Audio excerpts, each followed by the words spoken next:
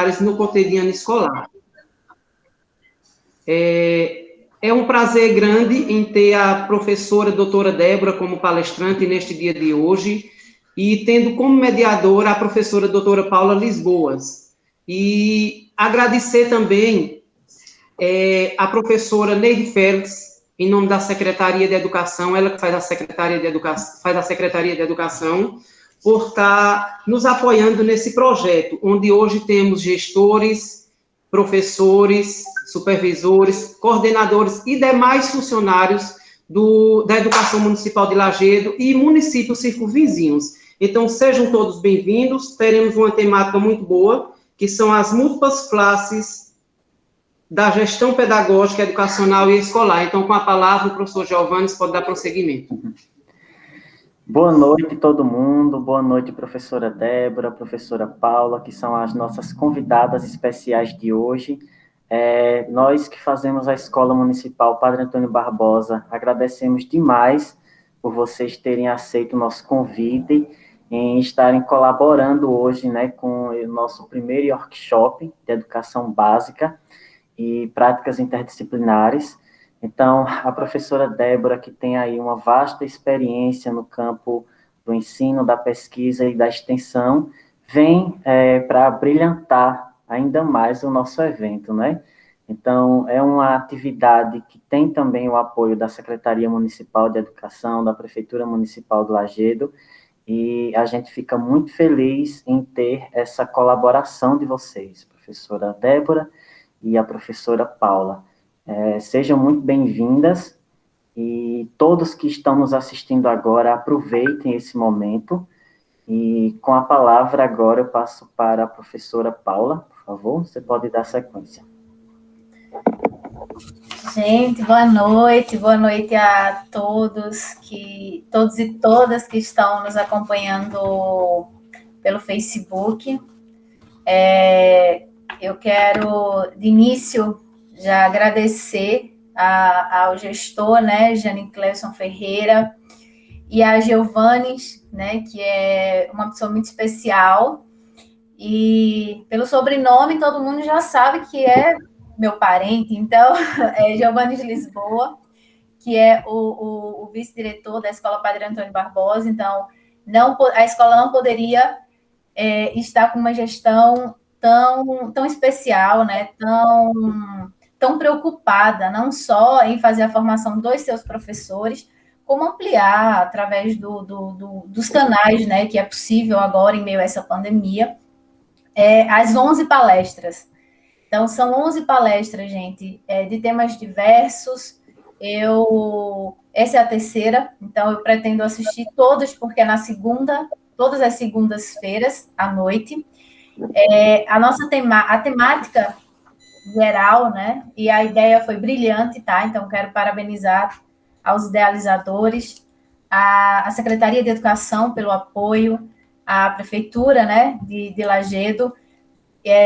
Então, é algo inovador, que geralmente envolve muita gente, e vocês estão de parabéns pela organização e pela publicização. Hoje o primeiro workshop, né, de educação básica e práticas interdisciplinares no cotidiano escolar. A palestra de hoje é com uma pessoa, é uma autoridade, na verdade, da área de gestão escolar. Inclusive, li a tese, li bastante artigos da professora Débora na minha dissertação e também na minha tese de doutoramento, tá? Então, a professora Débora, é uma honra hoje estar mediando essa mesa. Então, o tema da palestra é as múltiplas faces da gestão pedagógica, educacional e escolar. Então, quem é a professora Débora Kete Marques de Souza? Tem um currículo muito amplo, então tem que resumir aqui.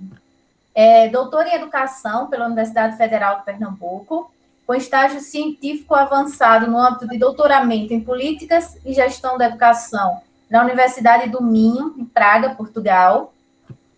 Mestre em Educação também pela Universidade Federal de Pernambuco. Pós-graduada em Educação Infantil pela Universidade Federal da Paraíba.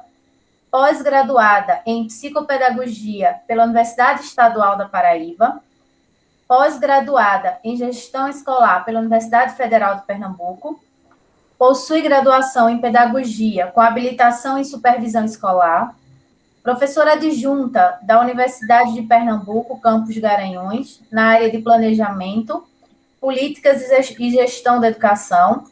Ela é líder do Grupo Internacional de Pesquisas em Políticas, Práticas e Gestão da Educação. É editora-chefe da Sala 8, que é uma revista científica, né, uma revista internacional de políticas, currículos, práticas e gestão da educação, e diretora de comunicação e imprensa da ADUP, e coordenadora da área do PIBID de Pedagogia da Universidade Estadual de Pernambuco, da UPE, Campus Garanhuns. Então, a professora Débora é uma grande pesquisadora. Aproveitem, tá? Então, todo mundo... nós combinamos de fazer a professora vai fazer uma fala e vocês podem deixar nos comentários aí as perguntas, que em seguida nós teremos um momento para esclarecer essas dúvidas de vocês. Então, professora Débora, que honra, tá? Recebê-la no nosso âmbito, né, educacional aqui, tendo em vista a sua participação já aqui em Pernambuco, e, enfim, também, né, no âmbito nacional e internacional, com essas publicações todas, né, em especial agora com a revista. Então, fique à vontade e vamos aproveitar esse momento.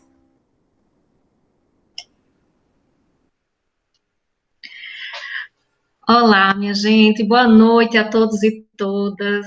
Agradeço, Renata, a apresentação tão afetiva, tão carinhosa que você fez, a minha pessoa, né, a profissional que me tornei. Eu quero agradecer e especialmente, assim, parabenizar essa instituição de ensino por essa iniciativa, assim, magnífica. Eu me arrisco até em dizer que vocês são pioneiros aqui no Agreste em realizar algo tão importante nesse momento, inclusive, que tem se apresentado para nós como um desafio. Então, eu gostaria de parabenizar, em nome da secretária de Educação, a Neide Félix, pela iniciativa, agradecer aos gestores, o Jane Cleison, né? Jane Cleison, é assim, Jane Cleison, e também a Geovanes, que é e que eu tenho mais proximidade, então, de fato, é um profissional que sempre atuou aí com muita intensidade na educação. Então, parabenizo os dois, né, por estarem realizando um evento tão importante. Então, é sempre muito bom falar sobre educação. E eu agradeço muito especial a Renata, que está aí conduzindo todo o processo. Então, fica à vontade, Renata, para controlar o tempo. Desculpa, mas é que eu entrei com o e-mail da minha irmã. É Paula. Ah, é Paula? E aí, eu só percebi agora. E ficou na minha cabeça, Renata. Desculpa, Paula. Sem então, problema. É Paula Lisboa. Isso. Renata Lisboa é minha irmã, tá? Mas aí eu acabei entrando com o e-mail dela e eu percebi agora. Enfim, minha gente, desculpem, mas acontece. Então, Paula... A interrupção também. Tá? Paula, muito obrigada, viu? Verdadeira. Beijo para vocês. Então, vamos lá discutir um pouco, falar um pouquinho sobre a educação, né? Então, nesse momento, numa segunda-feira, né, dia 7 de junho, desse ano pandêmico de 2021 em que estamos vivendo, eu gostaria de iniciar essa minha fala me solidarizando com as mais de 460 mil vidas e também famílias, né, que foram, de alguma forma, afetadas por esse vírus tão avassalador. né? E, por outro lado, é um imenso prazer aceitar, né, esse convite para contribuir hoje com essa discussão sobre educação. E aí, hoje eu estou me dirigindo aqui a gestores, coordenadores, professores, e aí eu sempre digo, né, me dirigindo aos leões e leoas do norte, que é assim que nos vejo, né, descendentes de bravos lutadores e lutadoras, pernambucanos, pernambucanas, da terra do nosso querido Paulo Freire, da terra de João Cabral de Melo Neto, da terra onde ocorreram as revoluções, como a de 1817.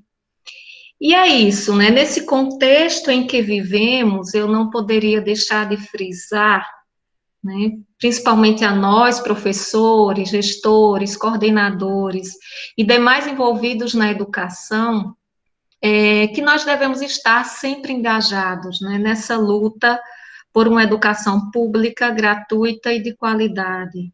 Então, devemos estar engajados, atualmente, devido a esse contexto, a luta por vacinação em massa, né? Devemos, como professores e professoras que somos, defender a ciência, defender as escolas, defender os professores, defender as universidades, né? Ou seja, defender tudo aquilo que se relaciona à educação pública, que nós cuidamos, que nós atuamos, apesar de algumas precariedades. Quem é gestor de escola sabe o que eu estou falando, os professores também, e principalmente os nossos estudantes, né? Só para se ter uma ideia, assim, do quanto nós estamos passando por grandes problemas dentro da educação. E eu não poderia, devido à minha própria área de atuação, que é políticas, né, deixar de trazer isso aqui para vocês. Então, só para se ter uma ideia, com relação aos recursos do FNDE, veja, em 2015, o valor chegava a cerca de 54 milhões, e existiam 38 programas voltados para a educação. Em 2018, esse número caiu para 49 milhões e 37 programas. E aí, em 2019, já com o governo atual, esses números caíram para menos da metade dos recursos de 2015. Veja, atualmente o investimento é de apenas 20 milhões. Em 2015 era 54 milhões. E hoje nós só temos 28 programas, né? E somado a todos esses cortes que está assim, afetando e muito a educação, nós temos também alguns projetos polêmicos que, de alguma forma, tentam nos silenciar, não só a nós professores, mas também aos próprios gestores, aos estudantes, né? Tenta banir a liberdade de cátedra de alguns professores universitários, a invasão das empresas privadas na coisa pública, né, como o programa Escola Sem Partido, o Programa Nacional das Escolas Cívico-Militares, o Futurice, né, então isso tudo é muito preocupante. E também o bloqueio de mais de 2,8 milhões de verbas para a educação. Então, no caso das universidades, algumas estão com a ameaça de fechar as suas portas, porque não tem sequer verbas de manutenção. Imagina lá na escola, o que é que os gestores não estão passando nesse momento, né, de cortes. Então, temos aí cortes nas bolsas de pesquisas, né? Em 2020, por exemplo, a lei orçamentária reduziu os gastos na educação em cerca de 20 milhões a menos que em 2019. Temos também aquela emenda constitucional, que vocês se lembram, foi lá em 2016, no governo Temer, ela ficou conhecida como a PEC da morte, que estabelece o teto dos gastos, eu não sei se vocês lembram, né? Então, essa emenda constitucional, ela diminuiu em muito os gastos nas despesas prioritárias. E quais são as despesas prioritárias? Saúde, educação, segurança pública, né? E, por fim, a negação da ciência, a precarização do trabalho docente, né? Então, tudo isso tem permeado as políticas públicas atuais. Então, nesse sentido, eu faço, assim, um chamado a todos nós que estamos na linha de frente da educação pública, né? Esse chamado para a gente continuar na luta, como dizia Paulo Freire, né? Que nesse ano está completando aí 100 anos de existência. Ele dizia que todo educador deveria ter em si essa capacidade de anunciar e de denunciar. Então, que nós possamos ser resistência em tempos tão sombrios para a educação. Então, essa fala inicial é justamente para nos fazer, assim, perceber o quão é importante não desistirmos, continuarmos na luta, apesar das adversidades. Né? Está hoje, por exemplo, à frente de uma gestão, que é o tema que nós vamos trabalhar, de uma escola pública, não é fácil. Já não era fácil. Quem foi gestor de escola sabe muito bem do que eu estou falando. Eu atuei como gestora educacional, tanto de escolas públicas quanto de escolas privadas. Então, já exerci diversos cargos, já fui secretária de escola, já fui coordenadora pedagógica, supervisora pedagógica, já fui professora de educação infantil por 12 anos, já trabalhei na educação básica em todos os níveis. Então, a gente conhece de fato como é que a educação ela se estrutura, quais as suas problemáticas, mas é importante tomar consciência disso. E além de tomar consciência, a gente tentar, a partir das nossas ações nesse espaço público, tentar mudar esse contexto, que é um contexto que, de fato, tem sido bem difícil, né? Principalmente para os professores. Nesse momento de pandemia, não foi fácil. É claro que não foi fácil para os gestores, mas para os professores foi um grande desafio, porque fomos pegos de surpresa, né? E aí nós tivemos que nos reinventar.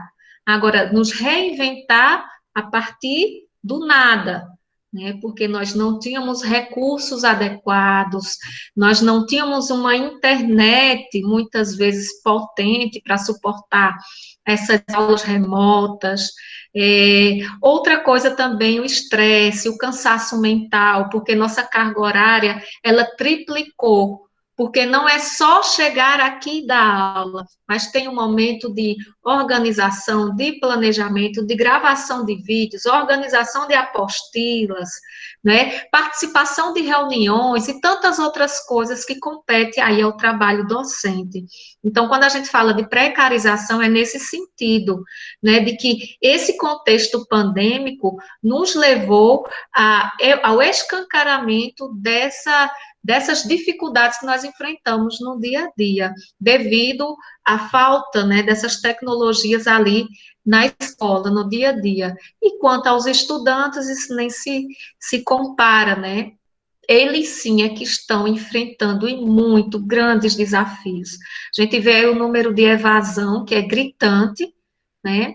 O nosso Paulo Freire já se recusa a usar essa palavra evasão, ele usa o termo expulsão, né? Ele vai dizer que a escola, na verdade, não a escola em si, professores, gestores, etc., não, mas o próprio contexto, muitas vezes, de não preparação, de reconhecimento da diversidade, das diferenças, né? Muitas vezes acaba levando o estudante a sair da escola. Ele usa mesmo o termo expulsão, ele não acredita em evasão, devido, inclusive, a essas faltas de recursos, né?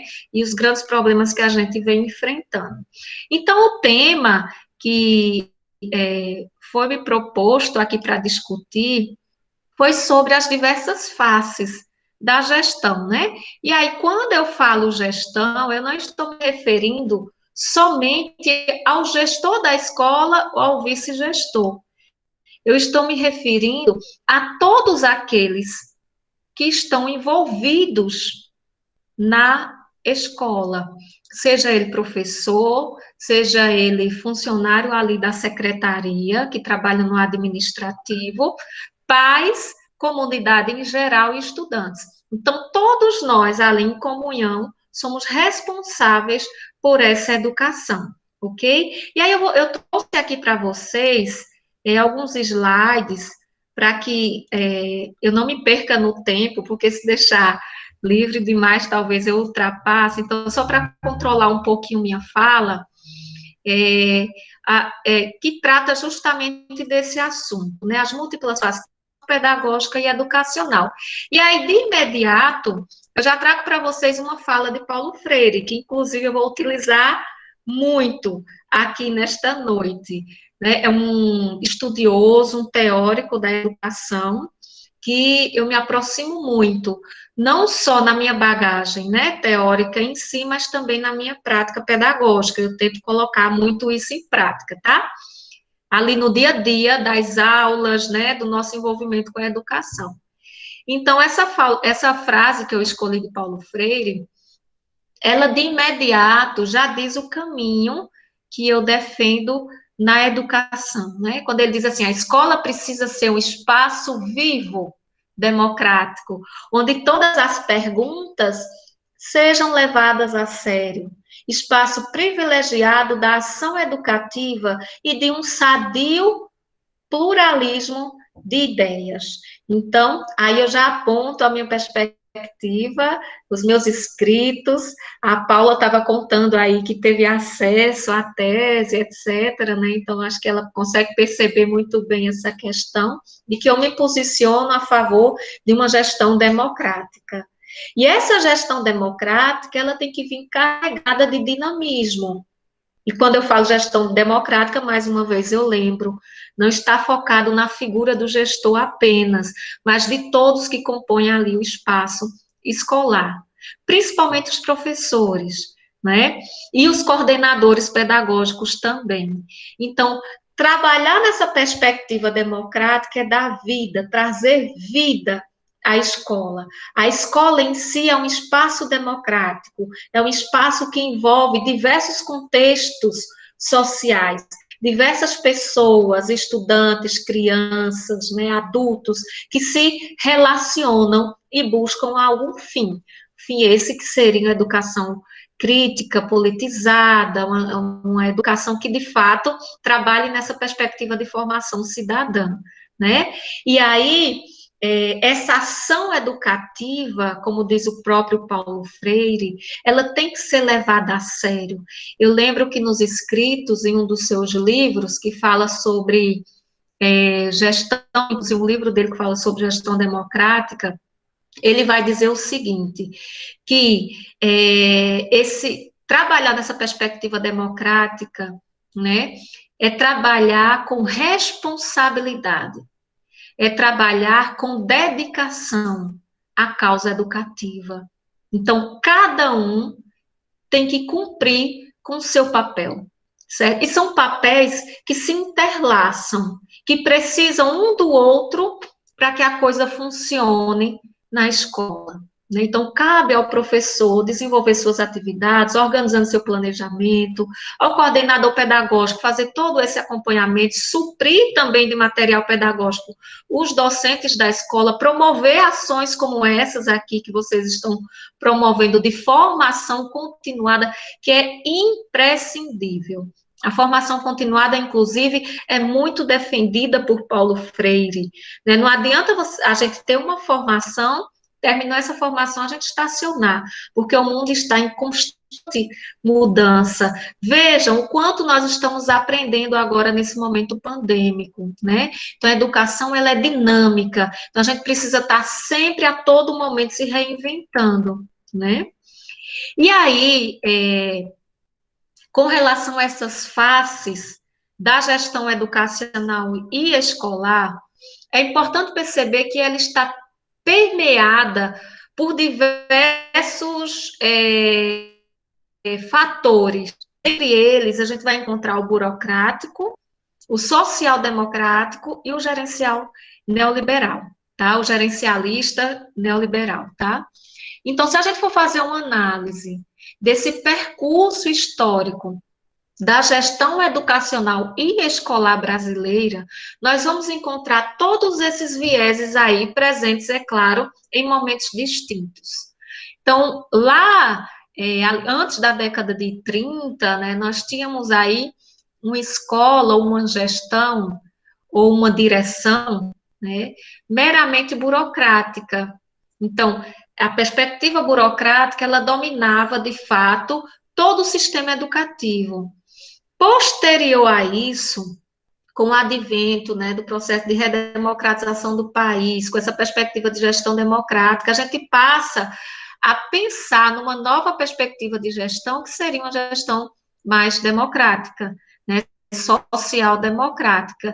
E, atualmente, com todas essas políticas que estão postas e que eu citei no início da minha fala, nós vamos encontrar evidências de uma gestão educacional e escolar gerencialista e neoliberal, né, que é aquela que está a todo momento preocupada, por exemplo, com os índices educacionais, com os números, e não com o próprio estudante na sua singularidade, na sua peculiaridade, ou no seu contexto sociocultural, econômico, etc.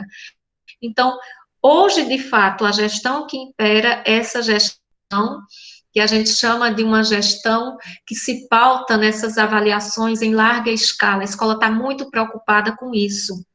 Ah, professor, e não deveria? Isso não é importante?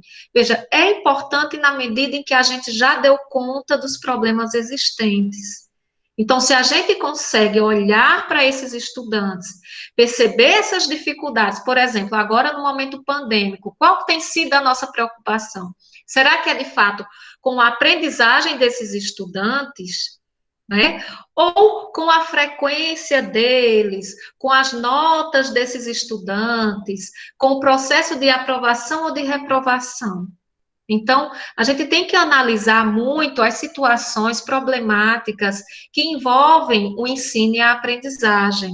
Então, o que de fato é educação? Para que ela serve? Qual o sentido?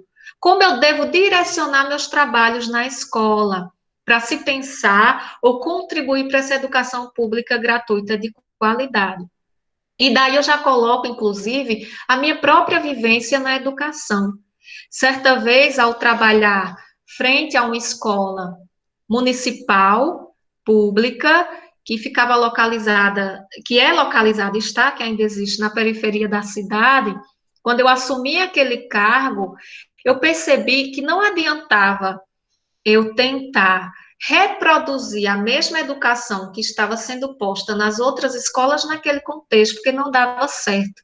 Eu precisava antes fazer um trabalho de conscientização na comunidade, visitar os pais, saber quais as suas necessidades, quais as dificuldades, para poder compreender essa dimensão de que tipo de educação a gente deveria estar ofertando ou levando para essa comunidade, antes de trabalhar nessa perspectiva mais engessada da educação, que é a perspectiva conteudista, positivista, né, aquela, como eu disse, que se pauta apenas nesses índices, né? Então, o gestor escolar, já que a gente está trabalhando assim, um pouco com esse tema, né?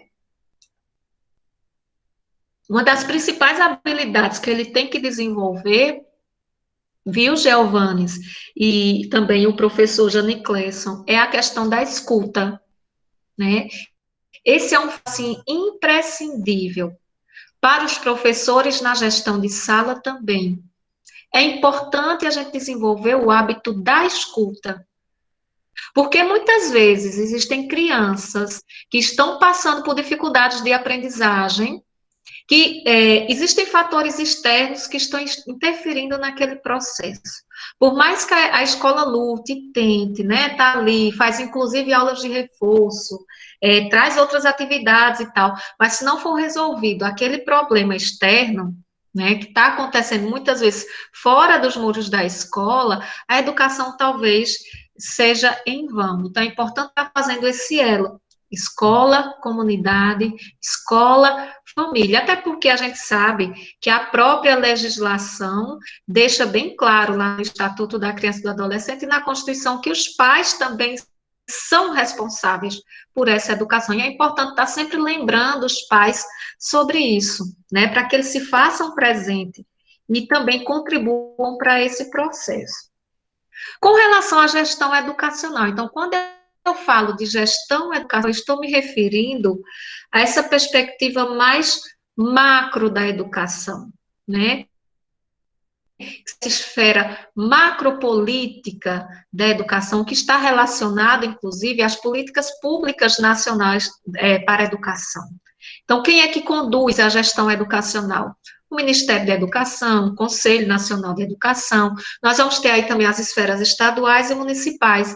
Então, são essas instituições superiores que elaboram os projetos, né, lançam propostas de projetos, de leis, de decretos, portarias, diretrizes, etc. Então, cabe aí a gestão escolar estudar, compreender, analisar essas políticas e, a partir disso, ver com sua equipe de que forma vocês vão estar trabalhando com essas políticas ali na dinâmica, no dia a dia da escola. Então, por isso que eu elogio vocês, no momento que vocês param para estudar um pouco mais, para discutir sobre a educação, porque isso contribui e muito para que essa dinâmica da escola, ela caminhe em direção a essa perspectiva de educação pública gratuita e de qualidade, que tanto defendemos nos nossos discursos, né? Então, quando eu trato de gestão escolar, eu estou tratando dessa esfera micropolítica, dessa dinâmica que existe naquela escola, né? A relação dos professores com os estudantes, da gestão com os professores, com os estudantes, com a comunidade, né? Com os outros servidores ali da escola. Então, cabe à gestão escolar elaborar o seu projeto político-pedagógico. A escola, inclusive, ainda tem autonomia para elaborar o seu currículo, mesmo com a Base Nacional Comum Curricular, que engessa um pouco isso. Nós sabemos, né, que a base, de fato, ela nos aparece mais como uma receita pronta de habilidades e competências para serem desenvolvidas ali naquele espaço. Mas aí a gente tem que ter esse cuidado de analisar esse currículo, ver de que forma nós vamos levar para essa escola em específico, porque, como eu falei, cada escola é diferente uma da outra, cada escola carrega uma cultura diferente, um contexto diferente, né? Esse contexto socioeconômico e político diferente de outra escola, tá? Por isso que é importante investir no conselho escolar. Então, está sempre fazendo reuniões constantes com esse conselho escolar. Inclusive, a formação desse conselho deve se dar de forma democrática, participativa, convidar o maior número de pessoas para fazer parte desse conselho e trabalhar ali toda a problemática do dia a dia, discutir quais os melhores caminhos, né? Discutir como trazer ou dar vida a esse projeto político-pedagógico que muitas vezes está ali engavetado, guardado, e sequer foi modificado, inclusive nesse momento de pandemia.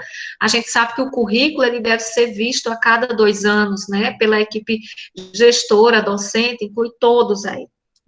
Então, o que foi feito agora nesse momento pandêmico? Vocês conseguiram traduzir isso para o PPP? Se não, é importante, porque a gente não sabe quando isso vai acabar.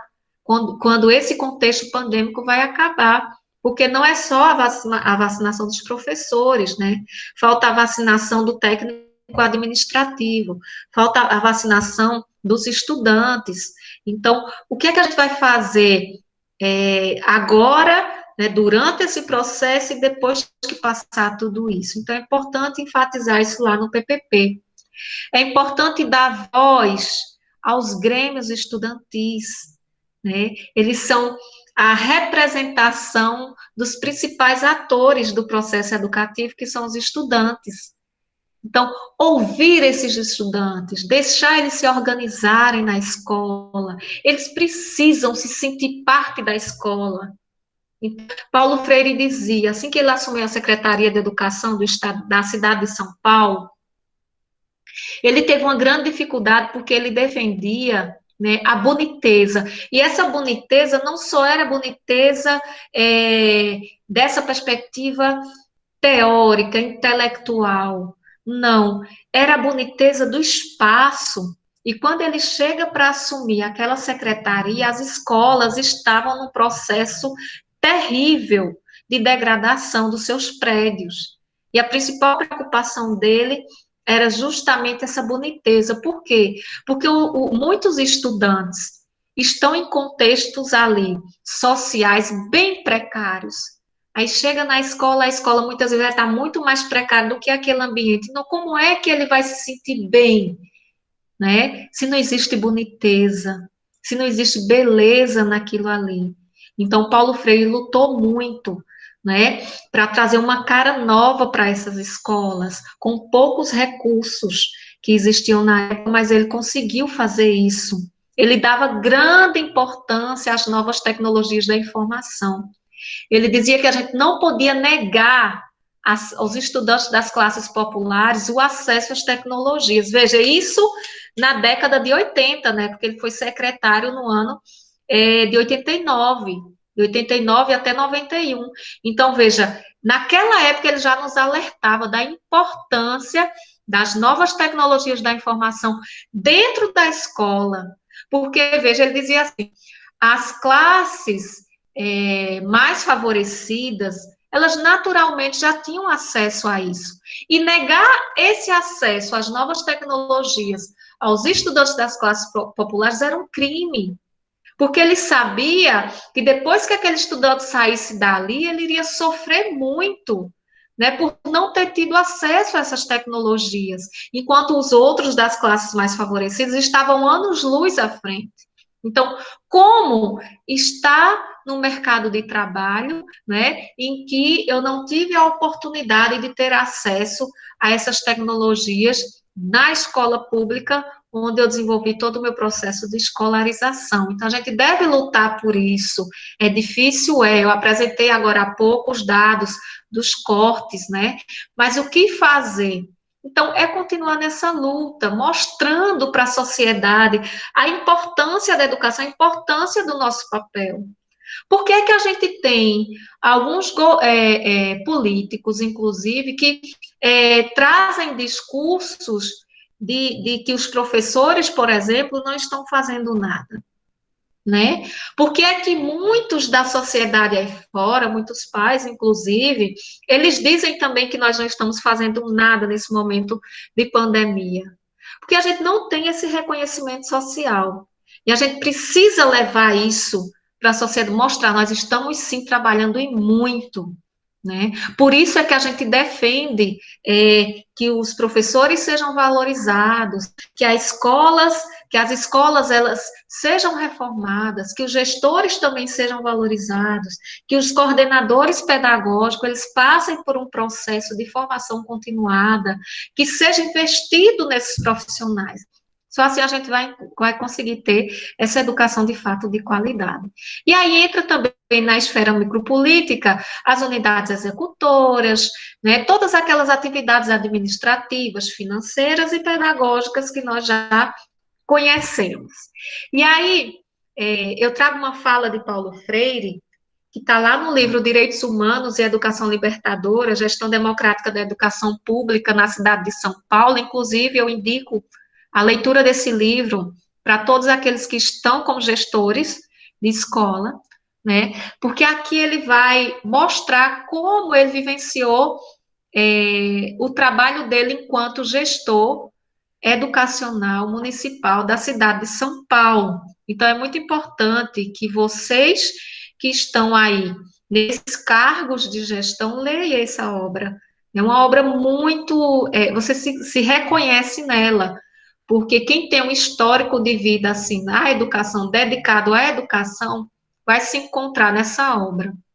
E ele dizia o seguinte, olha, mudar a cara da escola implica também ouvir meninos e meninas. Aquela questão da escuta que eu falei. Sociedades de bairro, pais, mães, diretoras de escolas, delegados de ensino, professoras, supervisoras, comunidades científicas, zeladores, merendeiras e etc. Não se muda a cara da escola por um ato de vontade do secretário, né? Então, a gente só consegue mudar a escola quando a gente mobiliza aquela comunidade. Quando a gente traz vida e mostra o quão importante aquela escola é para aquele bairro. Foi isso que eu fiz durante a minha gestão, numa escola em que era muito conturbada, né, as relações. Nós tínhamos aí estudantes que, inclusive, jogavam pedras, aqueles paralelepípedos na escola, né, o professor dando aula, de repente caiu uma pedra, né? Então, foi esse trabalho de formiguinha mesmo, de estar ali junto à comunidade, ouvir, não é? Porque a gente não vai mudar a escola só pelo, como disse aqui Paulo Freire, né? Por um ato de vontade do secretário. Veja, na época, quando ele falou isso aqui, ele era secretário, ele disse, não sou eu que vou mudar sozinho a cara da escola. Todo mundo tem que se mobilizar. Todos, secretários, né, prefeitos, professores, gestores, coordenadores, os pais, a comunidade, todo mundo tem que se engajar nessa luta. Do contrário, a gente não vai sair do lugar, né? E aí, ser gestor, né, exige refletir sobre muitas questões. Não é fácil estar atualmente à frente de uma gestão de escola e também não é fácil estar à frente de uma secretaria de educação no momento atual, né? Sempre foi difícil, isso eu garanto a vocês, mas atualmente tem sido, assim, muito mais difícil, tá? Então, quando a gente está num cargo como esse, é importante refletir principalmente sobre o que é educação para você, tá? Então, o que é educação? Qual é o seu significado? Para que serve essa educação? Qual é o seu fim? Depois que você faz essa reflexão, aí você vai para o grande grupo, né? Para escutar do grande grupo, o que é educação para vocês, né? Qual o significado? Para que a educação serve? Qual o fim último da educação? Porque, minha gente, essas questões aqui são as que vão permear todo o trabalho pedagógico de uma instituição de ensino. Sem refletir sobre essas questões, a gente não constrói, inclusive, o projeto político-pedagógico da escola, que é tão importante, que vai dar os direcionamentos pedagógicos e políticos, né? Não se separa uma coisa da outra. É importante refletir também sobre qual o papel do gestor frente à proposta educativa que essa instituição segue. Então, vocês devem já ter definido, é claro, um caminho pedagógico, né? Então, a partir desse caminho pedagógico que nós estamos trilhando, quais as ações que podem ser desenvolvidas a partir dessa perspectiva, né? Outra coisa que é importante é que tanto a equipe de professores, quanto a equipe de gestores, quanto a equipe técnico-administrativa tenham essa coesão entre si. A relação entre essas equipes deve ser coesa e deve ser democrática. Nenhuma se sobrepõe à outra, né? Elas trabalham em comunhão. Então, é importante vocês estarem ali coesos, tá? Vão surgir dificuldades muitas. Trabalhar nessa perspectiva de gestão democrática é trabalhar com conflitos, é trabalhar com dissenso. Isso faz parte da democracia, porque se fosse consenso não era democracia, certo? Então, se você defende essa bandeira de uma gestão democrática, você vai enfrentar muitos desafios, porque cada cabeça é um mundo. E trazer isso para uma discussão democrática, né? E pensar os caminhos a partir dessas diversas situações, diversas mentes e pensamentos, não é fácil, mas é possível, tá? O gestor tem que se adequar às novas exigências sociais, aos avanços tecnológicos e de comunicação. Isso aqui são questões, mas aí eu já direciono para afirmativas, né? Então, é importante que o gestor esteja sempre se atualizando, buscando novos conhecimentos. E agora, então, é imprescindível vocês estarem atuando a partir desses avanços ou novas tecnologias da informação.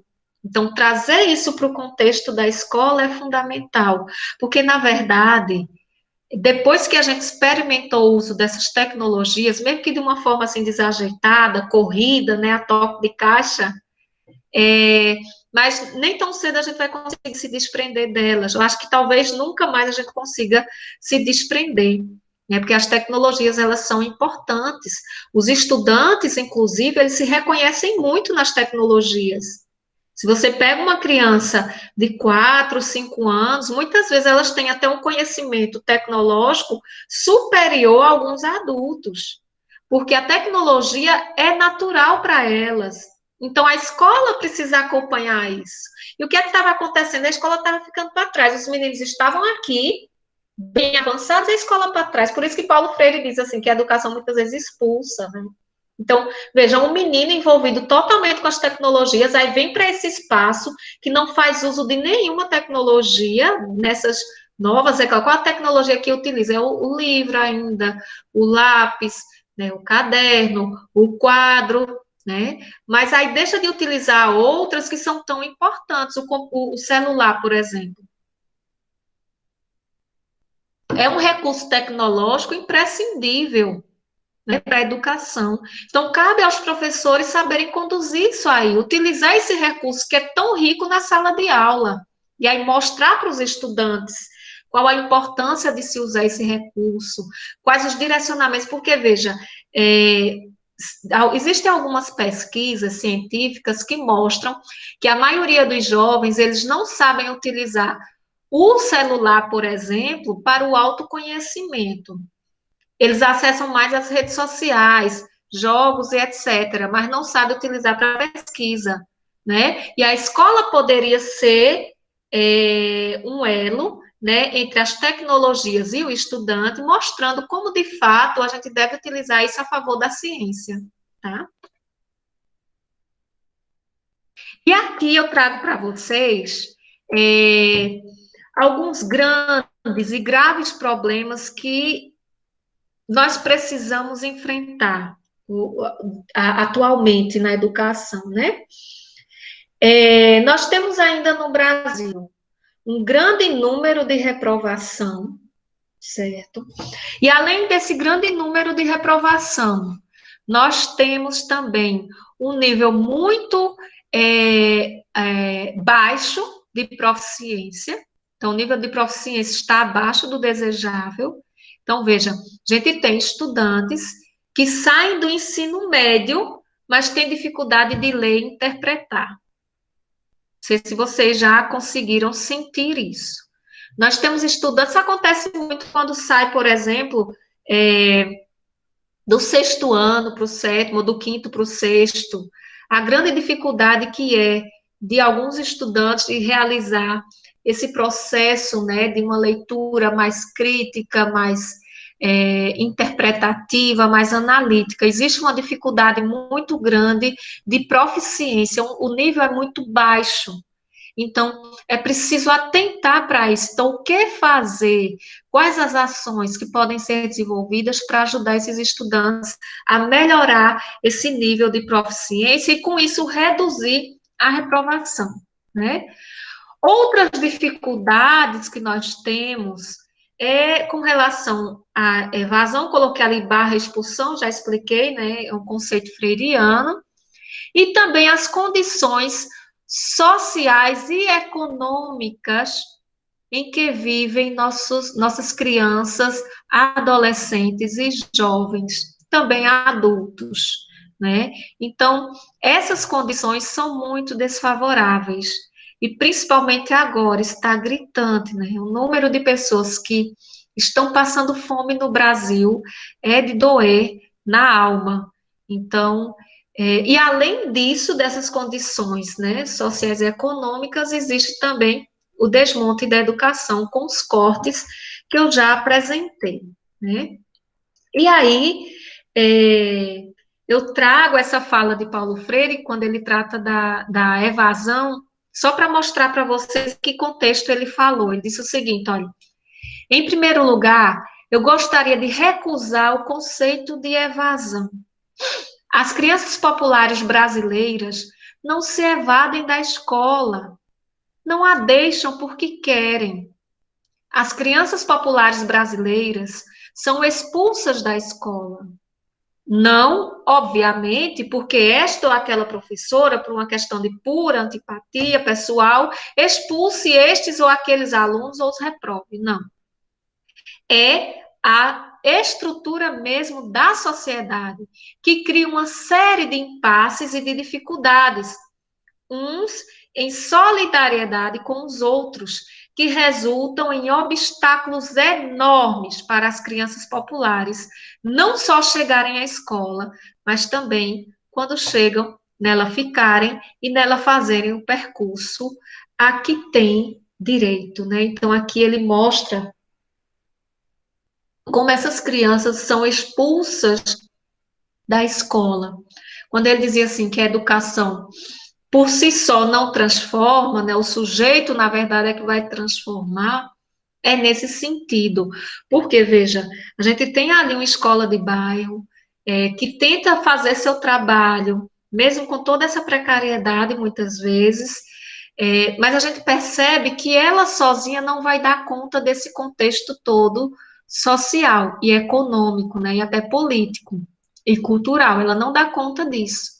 Então, por isso que as políticas públicas, elas são imprescindíveis, porque é preciso fazer valer os direitos do cidadão, né? Então, ter acesso a uma boa saúde, ter uma moradia, né? Ter acesso à educação de qualidade, ter acesso à assistência social. Então, na verdade, os governantes precisam cuidar também dessas outras esferas para que a educação caminhe bem, né? Então, a gente não pode trazer para nós essa responsabilidade social. Tá certo? Então, não tragam isso para vocês. Ah, a escola, se a educação não vai bem, a sociedade inteira não vai bem, né? A sociedade inteira não vai bem porque as outras instâncias também não vão bem. Para que a educação ela ocorra com qualidade, né? Porque não envolve aí só questão de recurso, como eu falei, tem outras coisas que são importantes também. O recurso, é claro, primordial, mas existem outras que são fundamentais. E aí a gente precisa desse aparato do Estado, em relação à saúde, à alimentação. A criança bem alimentada, quem para a escola bem alimentada, ela desenvolve sua cognição com mais facilidade. Né? Eu já tive casos de estudantes que passavam fome e vinham para a escola justamente por causa da merenda. Só que fora daquele espaço, eles ficavam até o outro dia sem comer. Eram crianças indisciplinadas, que não paravam em sala, mas depois que a gente visitou a casa, a gente percebeu isso, né? E quando foi resolvida a questão da alimentação, essa criança começou, né, a se interessar, a se desenvolver, a diminuir aquela indisciplina dela na escola. Veja que era um problema externo, que precisa ser tratado pelo Estado. E aí, só para encerrar minha fala, e a gente ir para o debate, para não me estender muito, em homenagem aos 100 anos de Paulo Freire, como eu disse, citar muito ele aqui, como citei, né? Eu gostaria de deixar essa frase que representa tão bem a todos nós professores, que estamos aí na luta, no batente. Eu digo professores porque é nossa formação inicial, todos são professores, independente do cargo que ocupem. Sou professor a favor da decência contra o despudor, a favor da liberdade contra o autoritarismo, da autoridade contra a licenciosidade, da democracia contra a ditadura de direita ou de esquerda. Sou professor a favor da luta constante contra qualquer forma de discriminação, contra a dominação econômica dos indivíduos ou das classes sociais, Sou professor contra a ordem capitalista vigente que inventou esta aberração, a miséria na fartura. Sou professor a favor da esperança, que me anima apesar de tudo. Sou professor contra o desengano, que me consome e imobiliza. Sou professor a favor da boniteza, de minha própria prática, boniteza que dela some, se não cuido do saber que devo ensinar, se não brigo por este saber, se não luto pelas condições materiais necessárias, sem as quais meu corpo, descuidado, corre o risco de se amofinar e de já não ser o testemunho que deve ser de lutador pertinaz, que cansa, mas não desiste. Boniteza que se esvai de minha prática, se, cheio de mim mesmo, arrogante e desdenhoso dos alunos, não canso de me admirar. É isso. Muito obrigada e vamos lá para as considerações. Muito obrigada, professora Débora. Excelente a sua fala, né? Contemplou bastante, né, o que envolve, de fato, né, a gestão pedagógica, educacional, escolar, enfim. Nós temos bastante interação aqui no chat e algumas dúvidas das pessoas, né, que estão assistindo. Agradecer, né, desde já também por toda essa contextualização, né, do chão da escola mesmo, como o termo utilizado por Paulo Freire. A primeira pergunta é de Patrícia Brito, e ela diz o seguinte, né, nesse contexto, né, o que fazer nesse período de pandemia, quando muitas vezes não temos retorno do estudante, não temos retorno dos pais, mesmo nos esforçando para que o estudante participe. Então, ela vai contextualizar aqui em seguida, dizendo assim, que as evasões estão com índice elevado, né?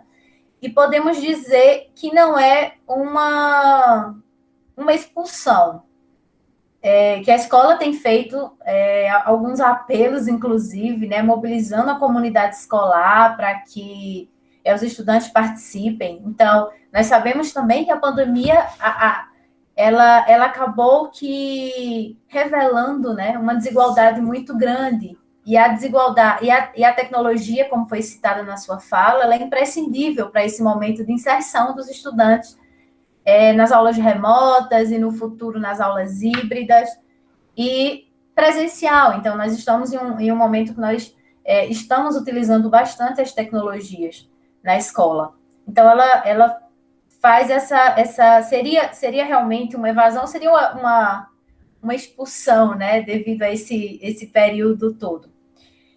Também pergunta e pede, né, professora, para que seja diferenciado, né, o que diferencia o conselho escolar do conselho de classe. Muitas vezes há uma mistura dos dois. Vamos conversar sobre essas duas questões e gente, escrevam aí no chat, tá? As dúvidas de vocês em relação à gestão, em relação ao cotidiano, né, também, porque as práticas pedagógicas envolvem tantos aspectos. Então, eu vou pedir que a professora responda e, em seguida, continuamos o debate. Por favor, professora.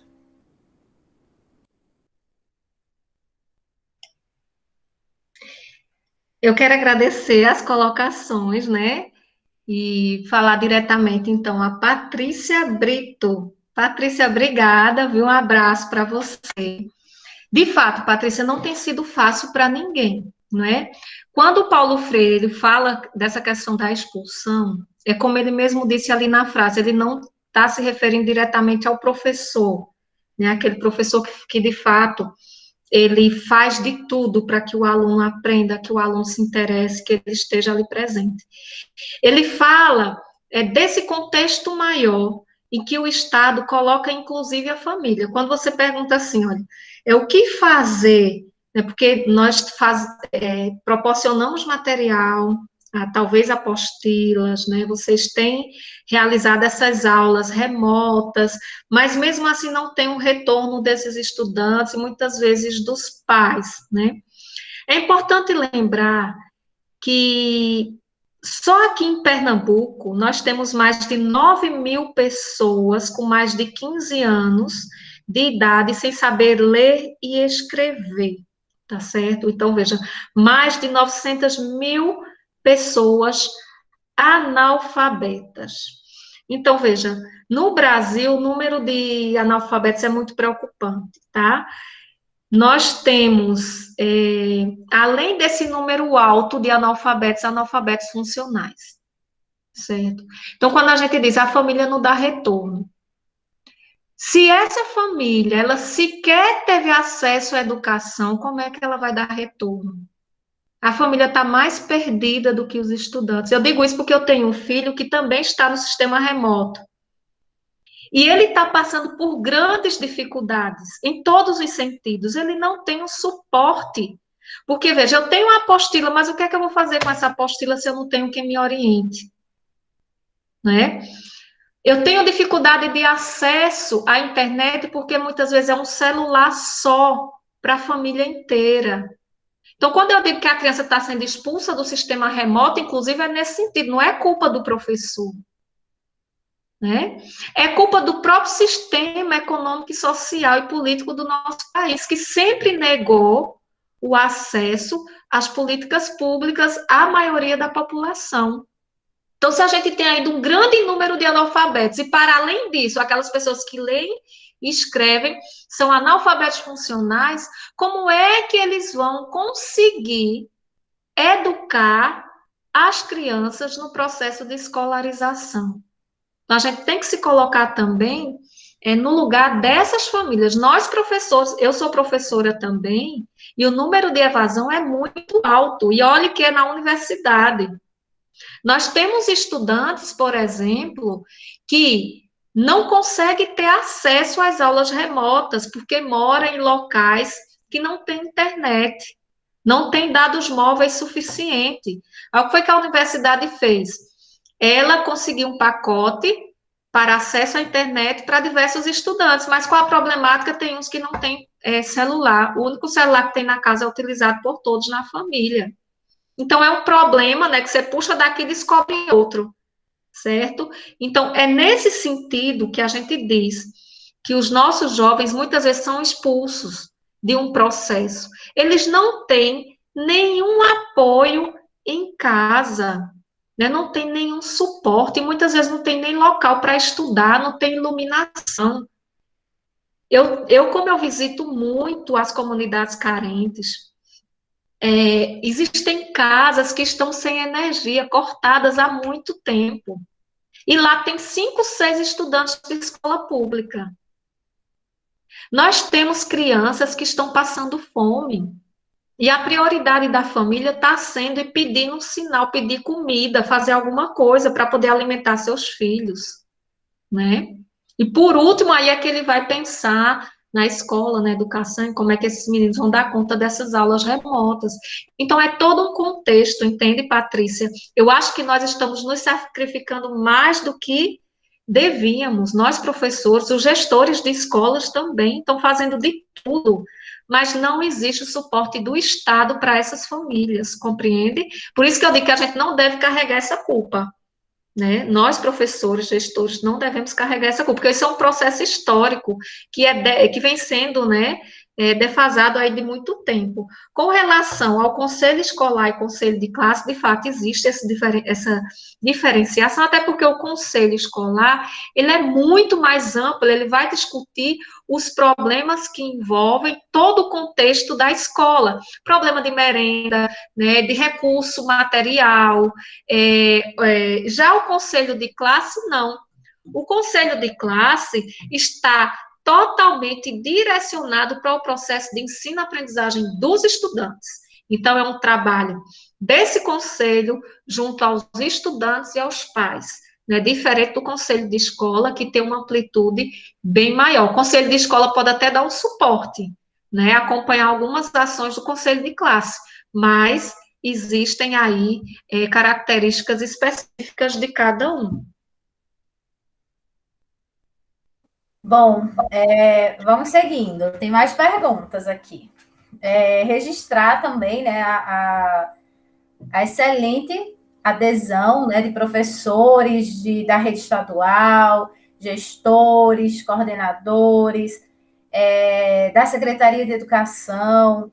Temos aqui no chat muita gente comentando e várias outras escolas, tá? Então, isso não é uma iniciativa e não é uma adesão somente dos professores do Padre Antônio Barbosa, e sim de outros municípios. Gislaine Leite, né, que é a diretora de ensino, então, professores, né, de várias escolas aqui de Lajeado também.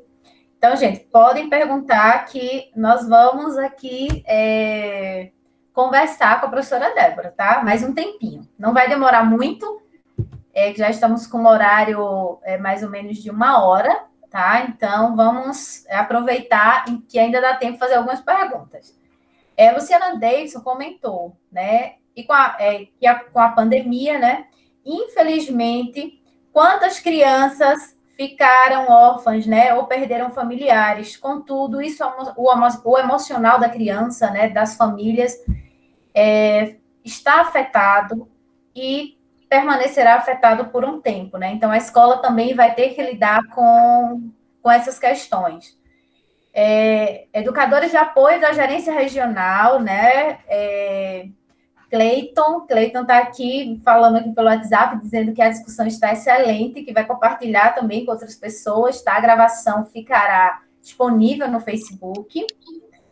Temos esse questionamento. Damião Tiago diz boa noite. Sou Damião Tiago, do povoado do Brejo Velho, em Paranatama, né? Em Paranatama. Como você acha que será o ensino pós-pandemia? E como reverter, entre aspas, né, o atraso educacional vivenciado? Vamos com mais um bloco com 2 perguntas.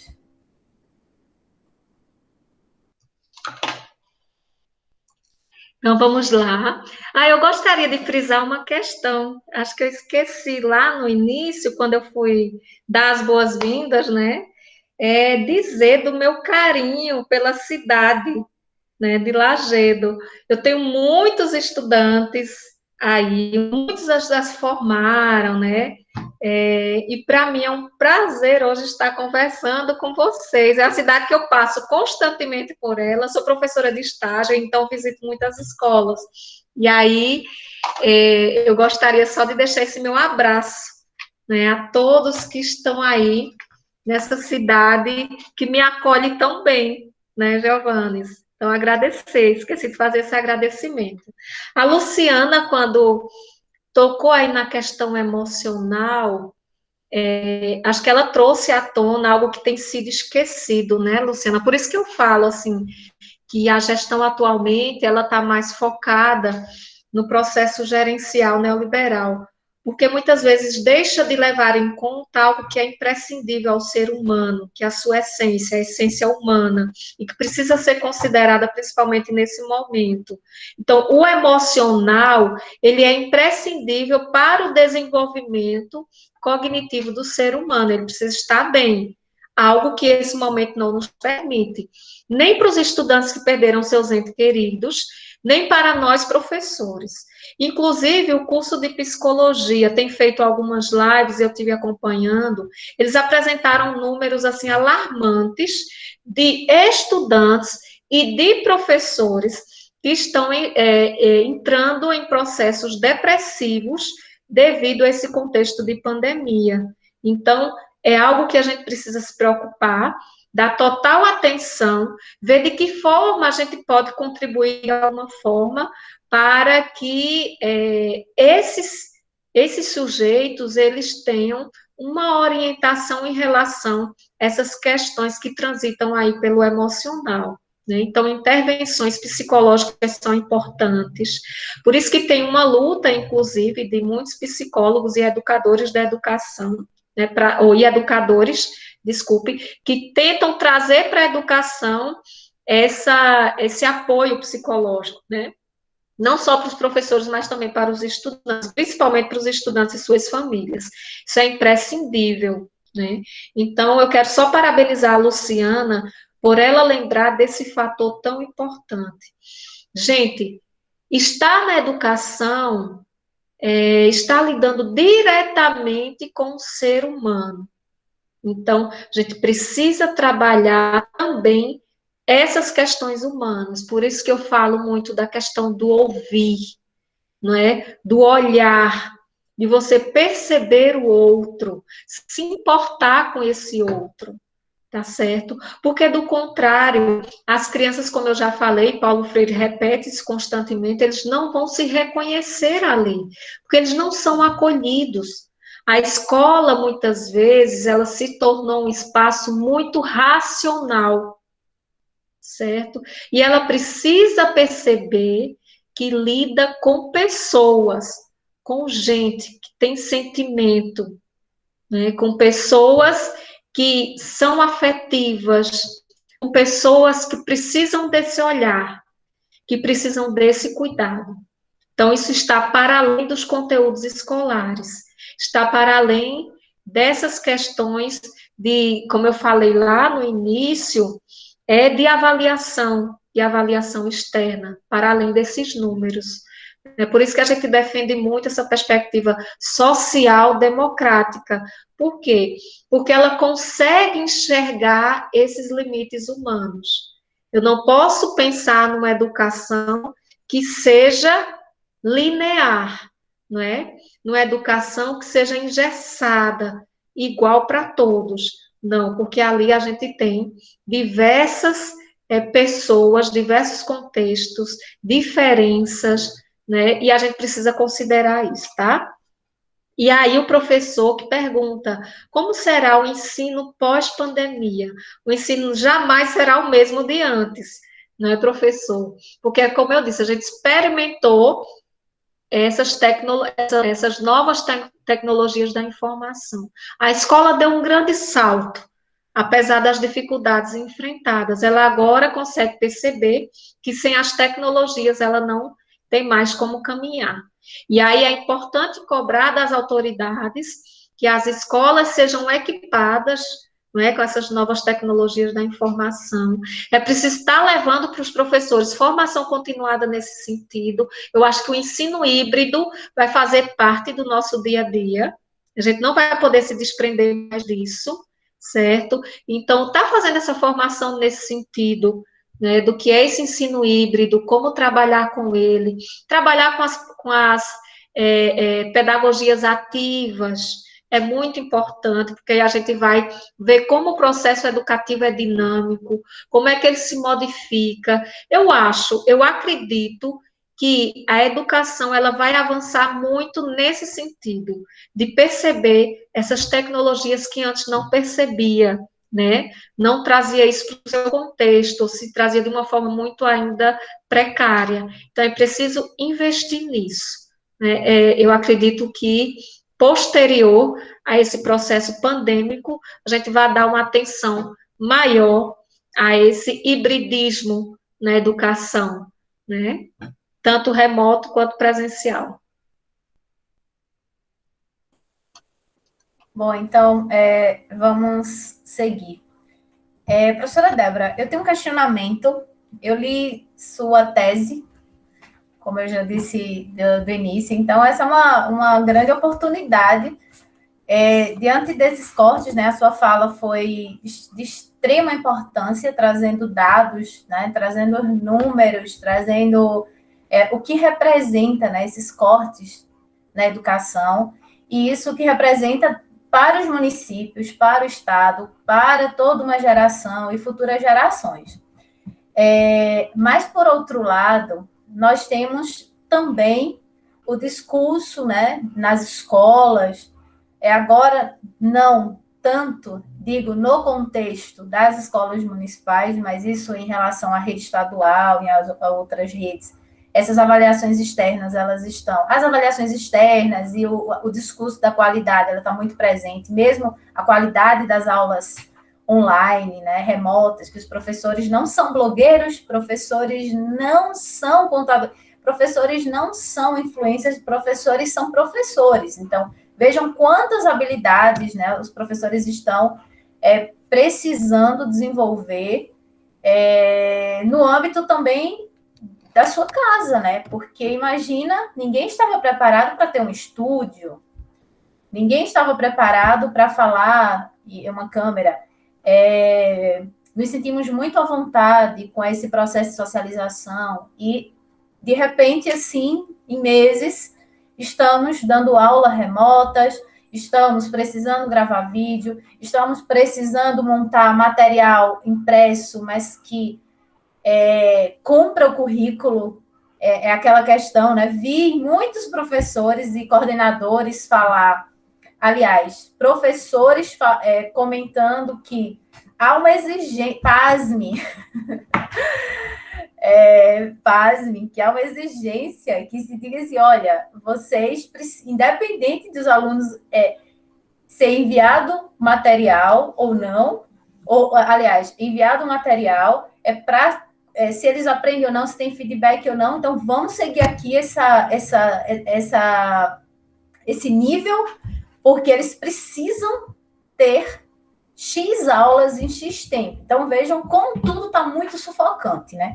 Então, diante de tudo isso, né, diante desses cortes, diante dos discursos de responsabilização em relação ao gestor, pós-pandemia, já percebo que durante a pandemia esses discursos já estão sendo mais frequentes em relação à responsabilização. Então, como é que fica essa questão da responsabilização e autorresponsabilização do gestor escolar, né, dos coordenadores, dos professores, nessa retomada gradual, né, que nós estamos numa retomada gradual. Agora, no ensino presencial, aliás, remoto e híbrido na rede estadual,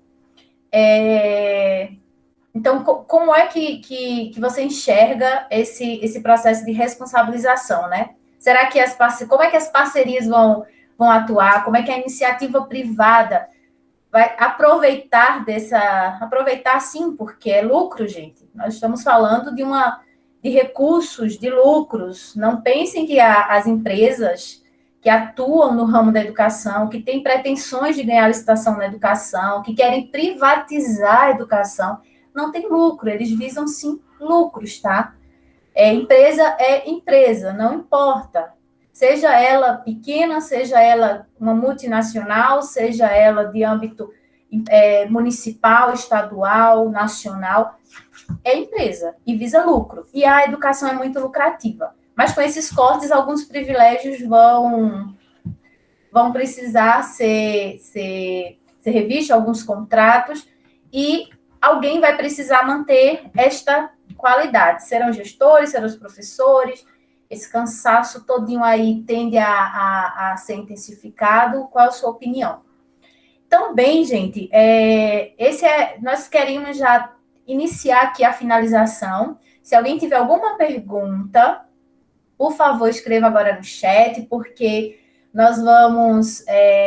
já estamos com a hora um pouquinho avançada, tá? E aí, assim que a professora Débora responder esse meu questionamento, eu vou verificar aqui nos chats se tem mais alguma pergunta. Caso não tenha, nós vamos para as considerações finais e já vamos anunciar também a próxima palestra que será no dia 14, próxima segunda. Então, professora, falei muito, né? Mas deu para entender, né? Tanta coisa, tanta ansiedade, gente, para a gente conversar. Não, Paulo, eu acho que foi magnífica a tua fala. Eu acho que você, na verdade, complementou muita coisa. Foi mais uma reflexão, Sim, né? De tudo que foi discutido. Acho que você conseguiu aí, de fato, condensar um pouco as nossas análises dessa noite. Então, por exemplo, quando você fala, né, da questão da invasão do privado no espaço público.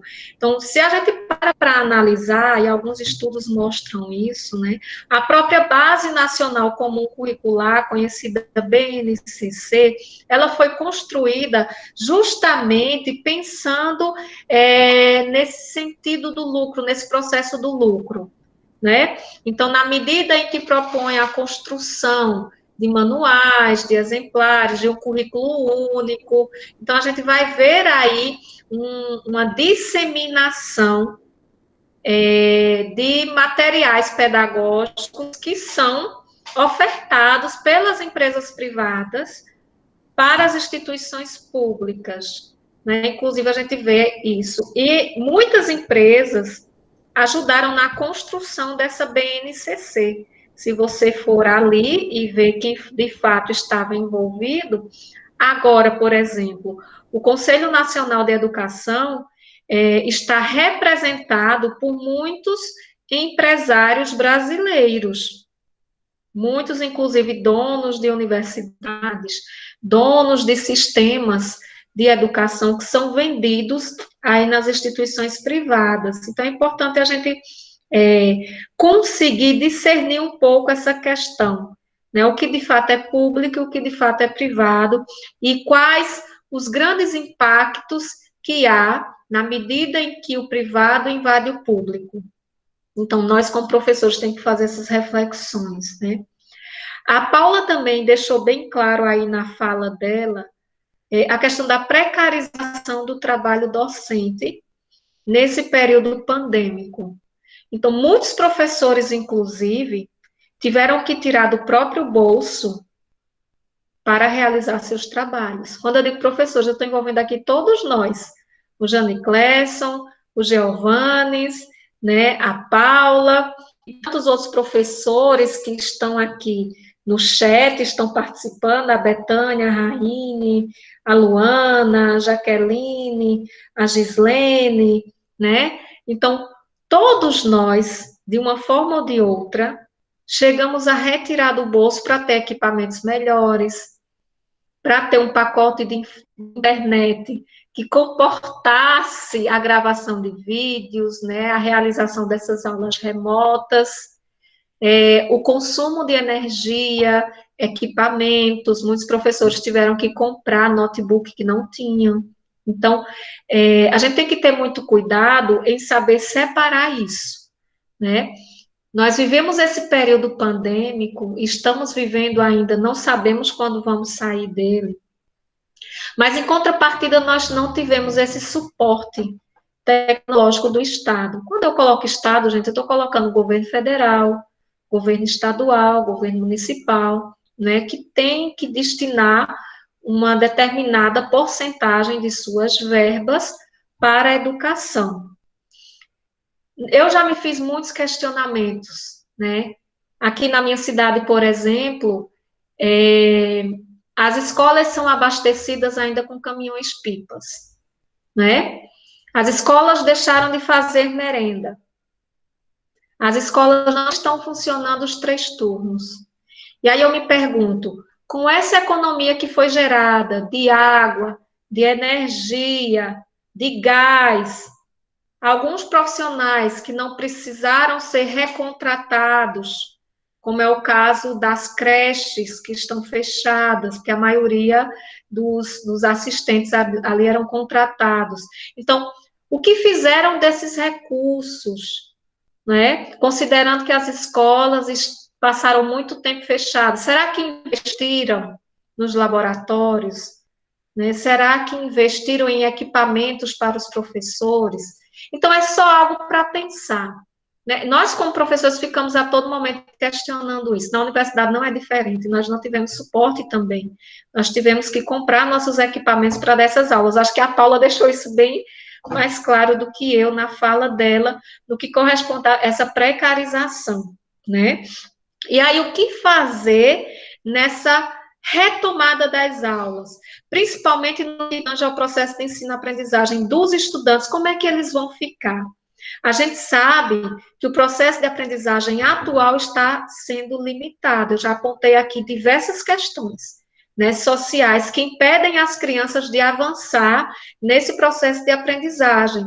Por isso que eu digo, nós professores não somos os únicos responsáveis pela educação, não. Existem inúmeros fatores que precisam estar ali junto conosco, lutando para essa educação de qualidade, para um ensino de qualidade. Então, essas crianças, se nada for feito no sentido de ampará-las, né, a partir dessas políticas públicas e dessas conquistas legais que nós já tivemos, a educação ainda continuará com um grande furo. Eu falei da questão da proficiência, eu falei da questão da reprovação, que não é de hoje, é de muitos, agora agravou mais porque nós, professores, estamos bem distantes. Outra coisa que a gente não considera quando trabalha nesse sistema remoto, viu, Paula, é que ele é totalmente diferente do presencial. Eu não posso deixar que uma criança fique exposta à mesma quantidade de tempo no sistema remoto, né, com relação ao presencial de frente para o computador. Então, por exemplo, tem escolas que começam as aulas às 7h30, termina 12h30, de frente para o computador. A criança ela não vai conseguir absorver quase nada, né? Os estudos mostram que o cérebro ele só consegue se manter ativo e fixo uma determinada mensagem, né? Ou algo que você está repassando para o outro por no máximo 20 minutos. Quando passa disso, a gente já não consegue mais absorver nada. Isso é no adulto, imagina a criança. Então, diversificar essas atividades. Inclusive, na universidade, nós somos orientados a fazer isso. Nós devemos dar menos aulas síncronas e mais aulas assíncronas. Porque nas aulas assíncronas, os estudantes vão ter um tempo maior para estudar. Na síncrona, ele tem que estar aqui, como eu estou com vocês, no mesmo horário. E muitos não vão ter condições de fazer isso, né? Então, a gente reduz muito as atividades síncronas e investe mais em atividades assíncronas, através de jogos, de vídeos, né? De atividades de leituras. Então, é o que a gente tem feito. Com relação a essa responsabilização da volta às aulas, é algo que a gente tem que se preocupar enquanto professor, enquanto gestor, principalmente, viu, Giovannes e Jane Clesson? Vocês têm que se preocupar com isso, porque há um prejuízo muito grande na relação da aprendizagem dessas crianças, desses jovens. Então, vocês têm que sentar com a equipe e ver de que forma vocês vão levar conhecimento para os estudantes depois da pandemia, não considerando apenas aquele momento, esse processo sequencial, como bem colocou a Paula, independente de qualquer coisa, vamos adiantar os conteúdos, não é bem assim, né? A gente tem que trabalhar as coisas conforme elas estão caminhando, eu não posso trazer conteúdos complexos num momento como esse, porque os meninos não vão ter acesso. E no pós-pandemia, como é que a gente vai fazer para recuperar essa aprendizagem que foi perdida? Então, é preciso discutir isso agora na escola, né? Porque já está ali batendo a porta, essa retomada das aulas. Então, é importante fazer um plano de ação de retomada das aulas. Isso é imprescindível. Fazer um plano de ação e publicizar isso. E incluir nesse plano de ação a família. Qual vai ser o papel da família nessa retomada às aulas? Né? Quais os compromissos que vão ser firmados? Quem são essas crianças? Né? Como acompanhá-las? A Paula, quando me apresentou, ela disse que eu coordeno um grupo internacional de pesquisa. E nesse grupo, a gente tem envolvido diversos países e professores dos 4 cantos do Brasil. E nós tivemos diversos momentos de troca de conhecimento, o que é que cada cidade, cada estado, cada país tem feito nesse ensino remoto, e quais as perspectivas em relação ao pós-pandemia. Então, cada um traz uma experiência diferente de como é que está vivenciando esse processo, né? E é importante a gente estudar, inclusive, essas realidades. Saber o que está acontecendo fora do muro aí da escola e ver como é que vocês podem tomar, né, medidas para o pós-pandemia, baseado nessas experiências, tá certo? Eu aproveito, inclusive, para convidar, o grupo é aberto para todos. Nós temos muitos gestores do Brasil inteiro que participam desse grupo internacional de pesquisa. E eles estão sempre comentando o que é que estão fazendo nesse momento de pandemia, quais as grandes dificuldades, não é? Então, cada um está trabalhando de uma forma, por exemplo, se você pega Moçambique, os professores de Moçambique estão dando aula através da rádio, porque foi o único recurso de acesso a todos, porque com a internet não dava certo, o celular também não. Então, a única forma que eles encontraram para dar aula no sistema remoto foi a partir da rádio, né? Então, os professores, eles faziam programas de rádio para toda a comunidade. Foi a única forma que encontraram. E aí você tem que analisar o contexto para saber quais as medidas que devem ser direcionadas, né? É isso. Muito obrigada, professora Débora.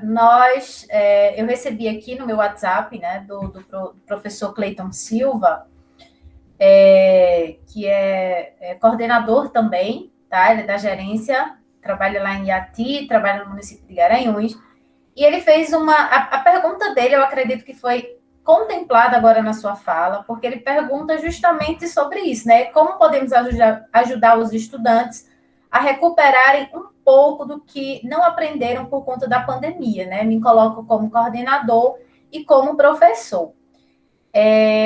No chat nós temos mais interação, né? E Patrícia realmente reforça, diz que essa questão emocional nós sentiremos mais no presencial. Infelizmente, é mais um desafio para a escola. E tem uma Paula Moraes, diz que a minha turma leva seu nome. Uma noite de muito aprendizado. Saudades, professora. Então, com esse espírito, né, de gratidão, que eu quero pedir para que a professora Débora Ketti faça, né, e foi até uma homenagem, nossa, receber uma homenagem assim, de uma ex-aluna, é maravilhoso, né, isso aquece, assim, o nosso coração. Antes, eu pedi que a professora faça as suas considerações finais.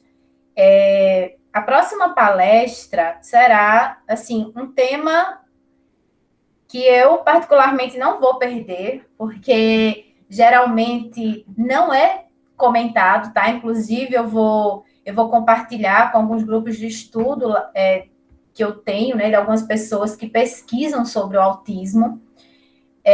O tema, né, será psicanálise enquanto terapêutica para o autismo, com a professora mestra Glailza Sobral, do Campus Garanhuns, UPE, e que vai mediar a professora Ângela Lucena, do CAEL de Lajedo.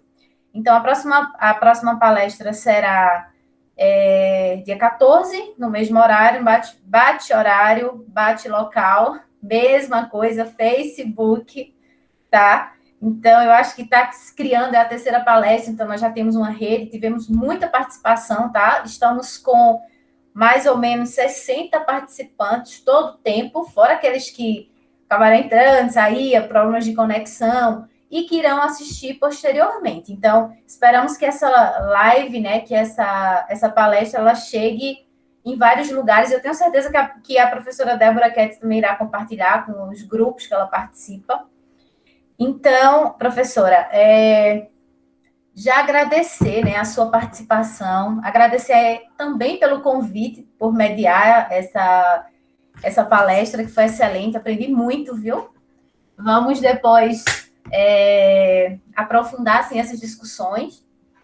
E não sei se os gestores, eu acredito que, não sei se eles querem falar mais alguma coisa, mas também já dizer que Jane Clesson, Giovannes, muito obrigada, tá? Essa iniciativa, dizer novamente que é extremamente importante, dizer para a Secretaria de Educação que continue incentivando essas iniciativas.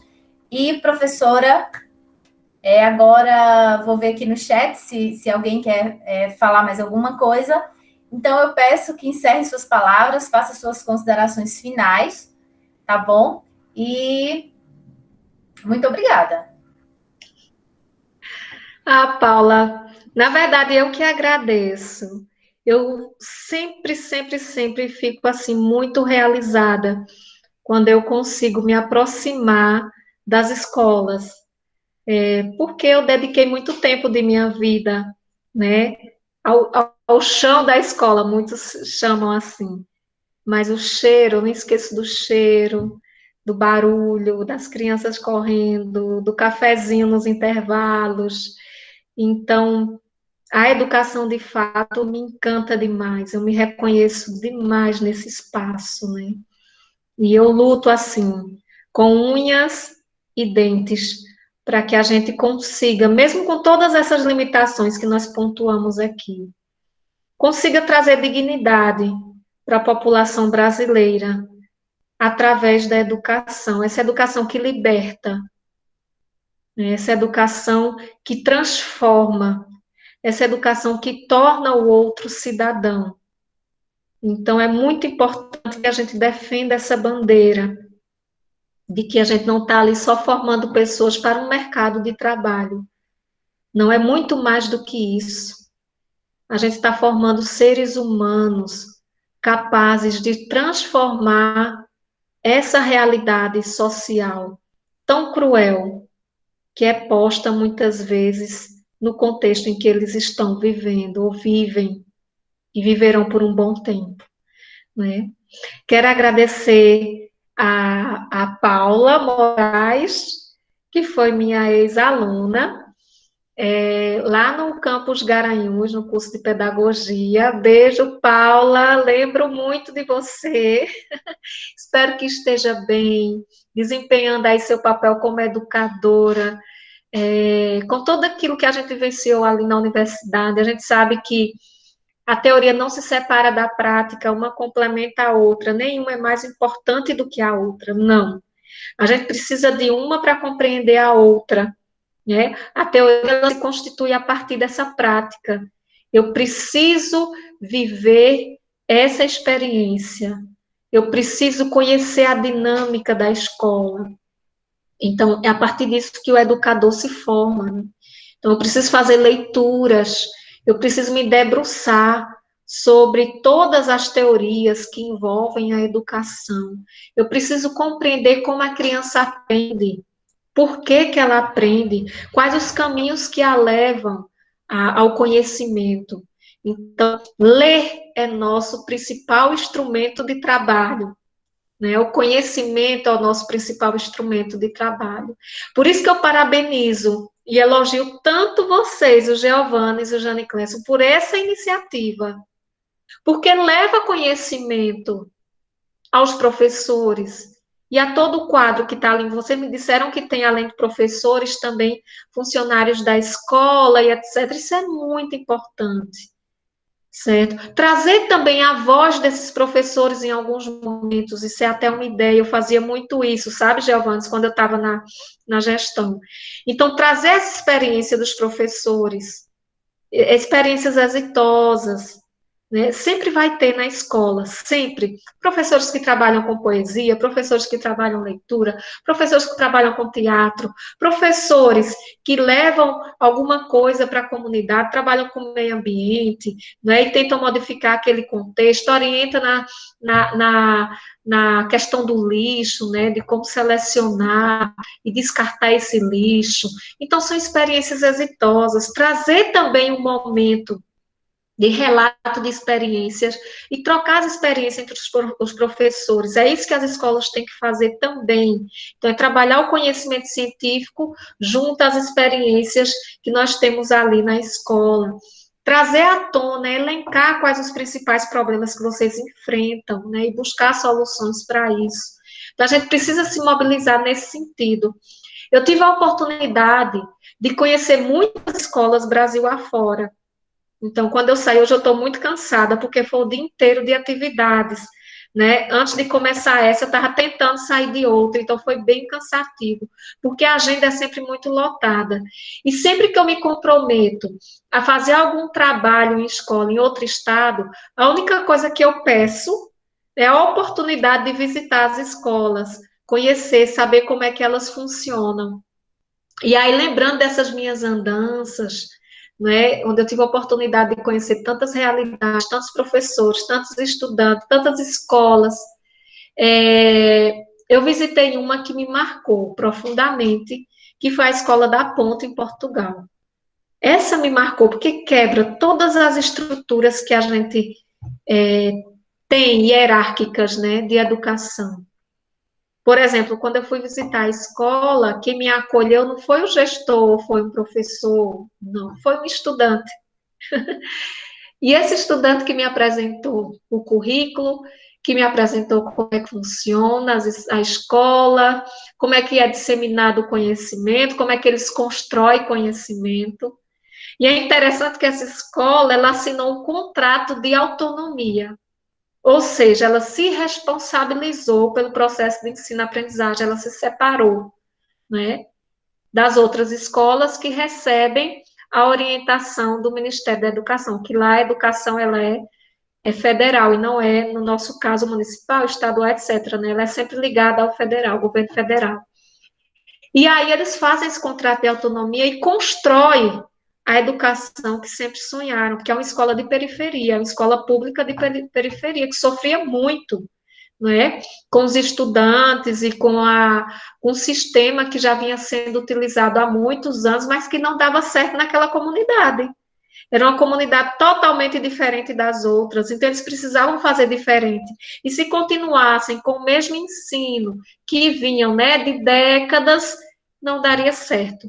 E eles quebraram todas essas estruturas, né, hierárquicas de poder, hierárquicas de conhecimento, modificaram tudo aquilo. É interessante que quando eles partem, os jovens, os adolescentes de lá, quando vão fazer as avaliações externas, que aí é igual para todos, eles estão sempre à frente, né?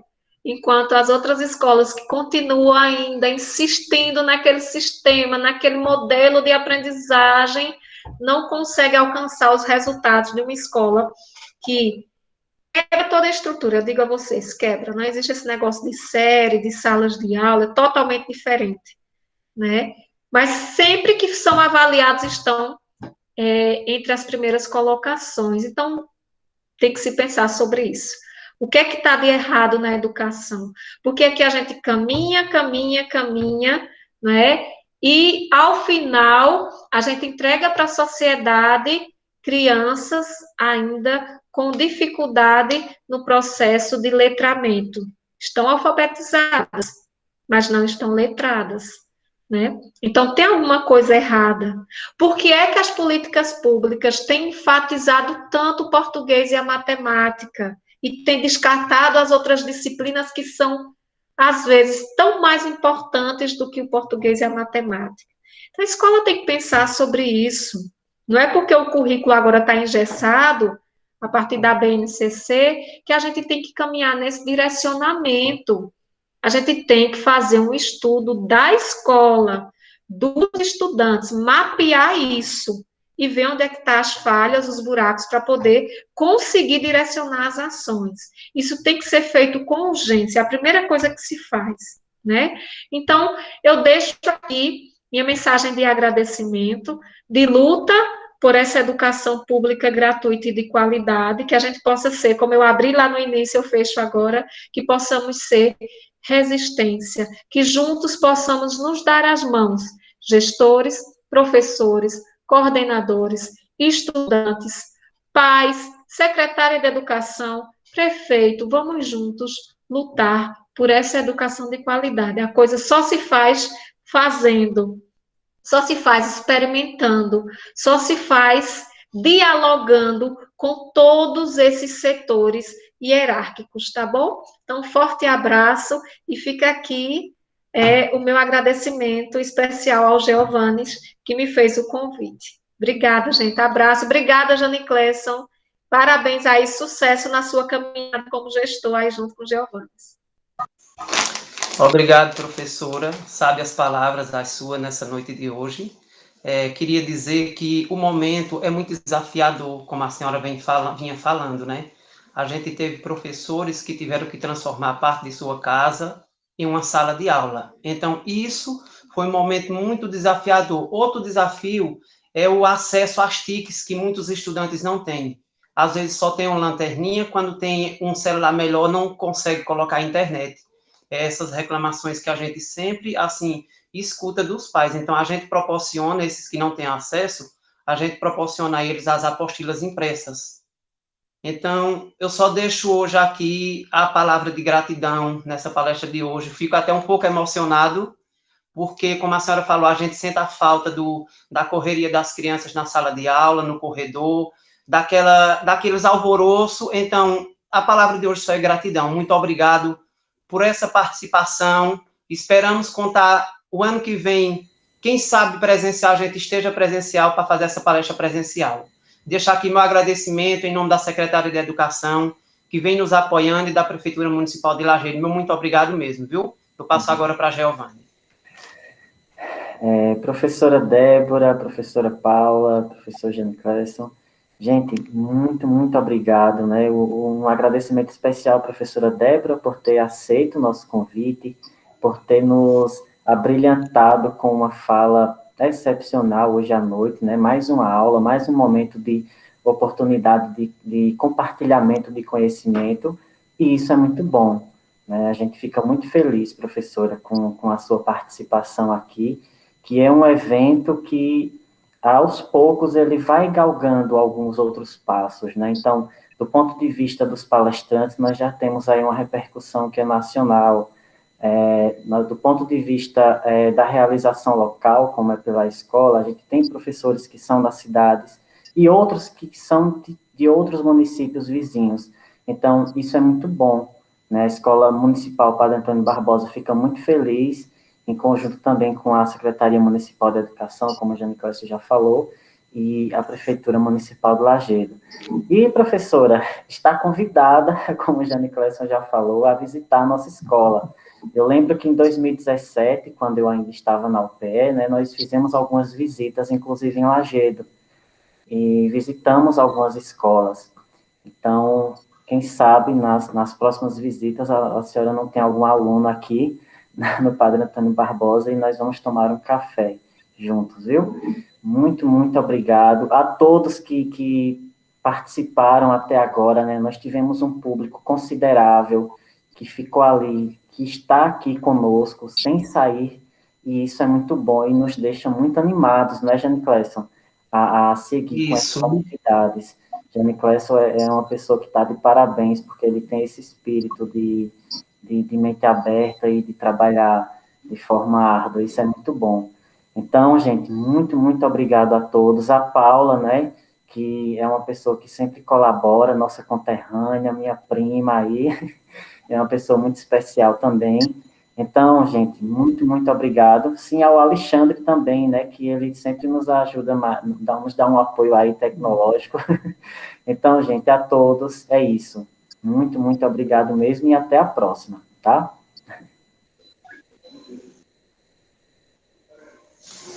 Professora Débora, a senhora pode ficar um pouquinho para falar com a gente? Qualquer coisa?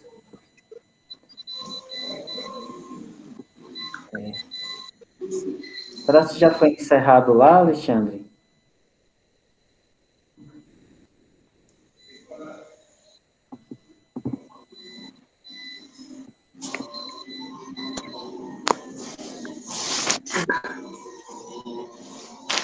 Agora encerrou. Encerrou, né? Pronto, minha gente, mais uma missão cumprida. Ótimo, foi muito bom. Fico aqui muito nervoso, bom, né? Eu e Jane Clécio, a gente fica se comunicando, porque, enfim, mas deu tudo certo, graças a Deus. Professora Débora, muito obrigado, Paula. E é isso, gente, um abraço bem grande com você. Gente, obrigada, viu, Paula? Eu tenho uma impressão de que eu te conheço. Eu não sei porquê, mas eu tenho a impressão de que eu já... Sim, eu sou amiga de Wagner, lembra? Do evento. Sim, sim. Então, nós fomos até para o jantar. Assim, menina, eu sabia.